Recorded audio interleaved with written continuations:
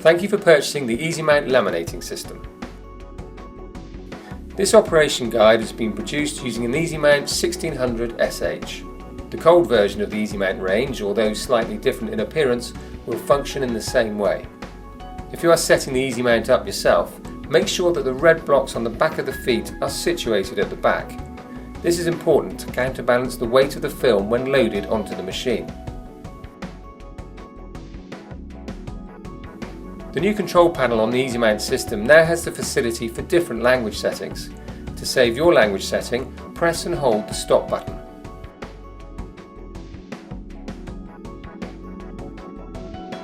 The pressure gauge wheel is the most important part of the Easymount system, as this determines how much pressure is applied to the media or boards going through the machine. When the rollers touch, the wheel goes loose in your hand. It is very important not to add too much pressure. When the rollers meet, the wheel should go loose. When this happens, just throw the wheel away from you until it stops. You can then set the zero marker to the red line on the machine to enable you to hit the exact same pressure every time. This is a patented design exclusive to the Easymount range.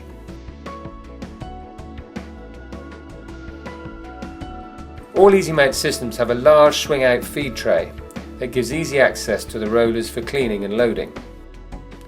There is a lock on the left-hand side that keeps the tray in a fixed position when raised. The lock only fits in when the safety guard is in the downward position.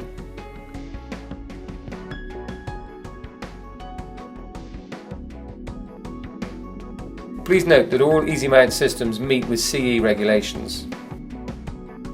When you press continue, the bottom roller turns. The top roller will only turn when it is in contact with the bottom roller. The safety guard in its lowered position will stop fingers getting caught in the rollers. The guard can be lifted to an upper position to enable easier use of the laminator when loading films. As an extra safety feature, a magic eye is included that will stop the rollers from turning if anything over 12mm passes the sensor. This will stop the machine. To restart the rollers turning after the magic eye has been tripped, you will need to press step and then continue.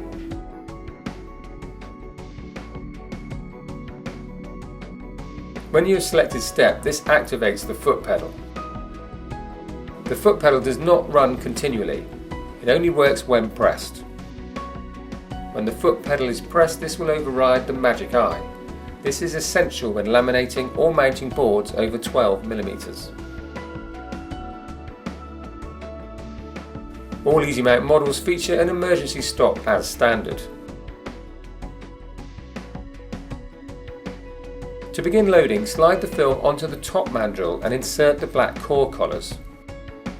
Making sure at this stage that there is no tension on the core collars and that they are turned so that the O-ring has plenty of movement. Put these core collars into the film and make sure they are fitted close up on both sides. The Easymount mandrels feature roll width markers for ease of use, which can be lined up by sliding the unfastened film and core collars across the mandrel to line up. Check again to make sure everything is fitted close and then tighten the 4 Allen key screws with the Allen key provided.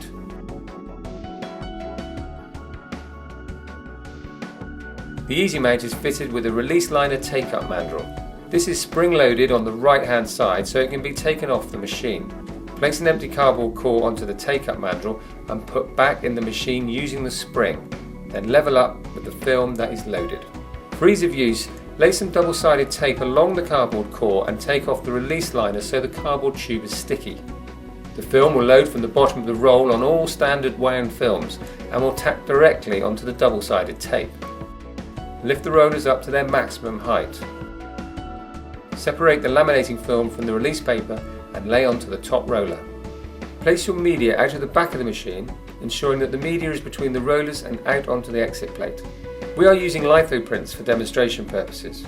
Ensure when first setting up to laminate that there is an approximate 30cm blank leading edge at the top of your media. This is needed to set up and apply tension to the film before it touches the print area. The print can be squared off on the back exit plate to ensure it runs square. Then lower the film halfway under the top roller. The top roller can then be lowered onto the print. This ensures that not only the print is fed square, but that the top roller and film touch the print at the same time, which gives a perfect flat finish. Ensure that the pressure is correct on the wheel. Press the forward button and set the speed to the required level and begin laminating. To ensure that there is enough tension on the film, adjust the core colours so the O-ring slightly pinches the cardboard tube inside the film. This will make the film taut and tight to the roller. It is essential when laminating one side only that your media is wider than your laminating film, and also prints are overlapped before feeding into the machine. Again, we are using litho prints for demonstration purposes. On real jobs, leave excess at the top and bottom of your prints. It's important that you do not stop the machine over printed work, as it will leave a heat and pressure line. Ensure that the print is flat and square before feeding. Feeding whilst using the foot pedal will enable you to get close to the rollers without tripping the magic eye. You can then press forward on the machine and take your foot off the pedal. You will need to use backing paper if you are laminating smaller prints, otherwise the laminating film will stick to the rollers. Place your backing paper on the mandrel as demonstrated and line up to the same markings as the top mandrel. This works better from the top-back mandrel.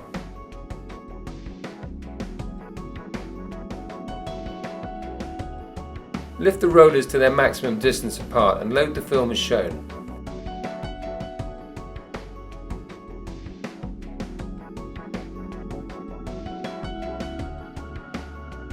Thread the release paper through to the exit plate.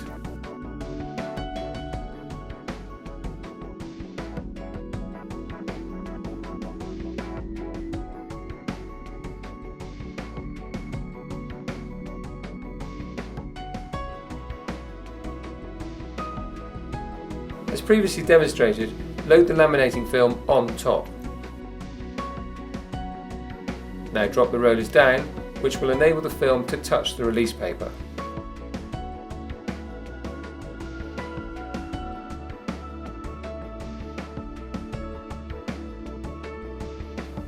Press continue and add tension to the rolls.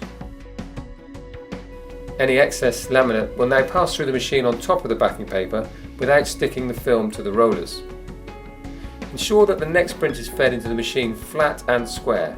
It is now okay to leave a gap between prints.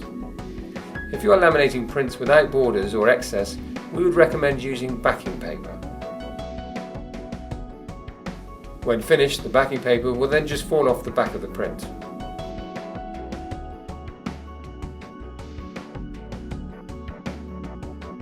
There are many different ways to load the film.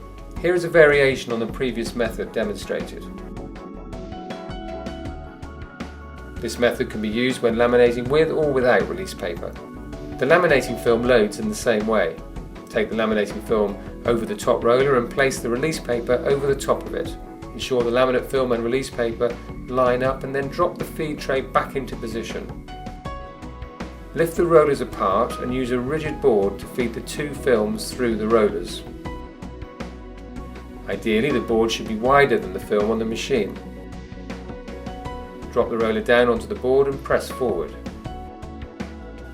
When the board comes out of the back of the rollers, drop the top roller down to the correct pressure, remembering not to add too much pressure. The new Easymount system will run at up to 6 meters per minute.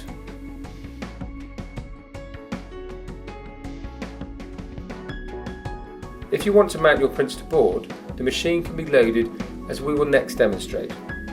Load laminating film on the top roll as previously demonstrated and mounting film on the bottom roll. Mounting film is very similar to double-sided tape.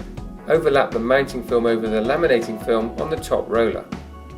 Lift the rollers apart and use an offcut of board and push into the nip of the rollers. Lower the rollers down until they meet the board.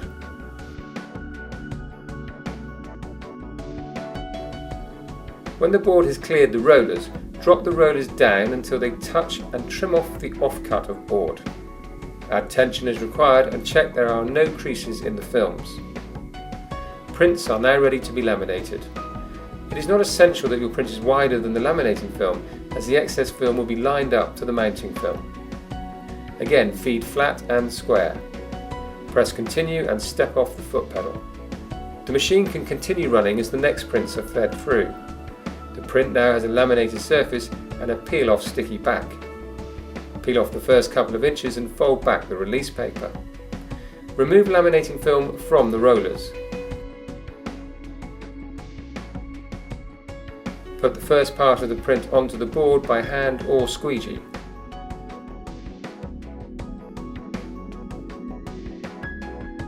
Then use the rollers of the machine to mount the print onto the board smoothly.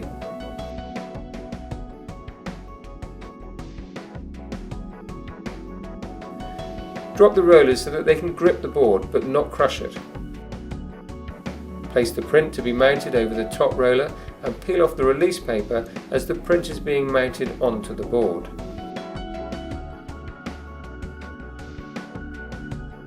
The print is then mounted onto the board, ready for trimming.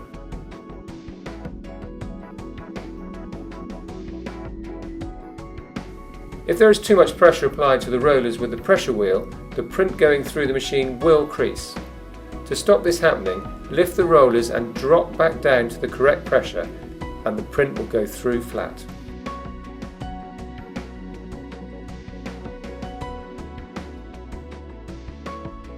If the tension on the film holder mandrel is taken off, the laminating film will become loose over the roller and creases may appear.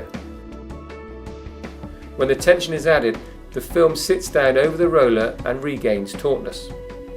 The film will then coat the roller evenly and will not come away from the top roller. However, if too much tension is added onto the film, it will put an unnecessary strain on the motor, and the film may jump and judder and the rollers may not turn at all.